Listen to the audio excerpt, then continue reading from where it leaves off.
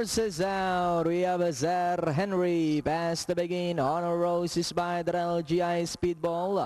Then followed over by Action Sailor. Jubilant comes next. JST San Marino Supra. Then Dance Rose, third last, second last, Counselor, and Bellissima. Into the turn they go. Sir Henry is running on the outside. Honor Rose is down on the inside. 3 lengths away in third. Moving up, Action Sailor. GI is Speedball is down in fourth. Then 4 lengths away in fifth. Moving up, San Marino. JST Jubilant. Supra. Then Dance Rose, Bellissima, and Counselor. They swing into the back.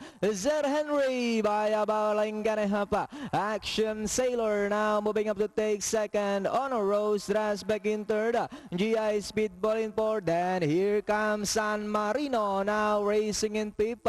JST 6, Jubilant 7, Dance Rose, Supra, Bellissima, and Counselor. Sir Henry by about 3 for Balenga. Action Sailor is on the outside. GI Speedball in third, San Marino in fourth, and Honor Rose as they come down at the last 200. 3 runners fighting it out for the lead. Action Sailor, Sir Henry in the middle, GI Speedball, San Marino now joining them on the outside. Action Sailor, GI Speedball, Sir Henry, San Marino, but it's still GI is Speedball, Action Sailor, and finally GI is Speedball, Action Sailor, San Marino.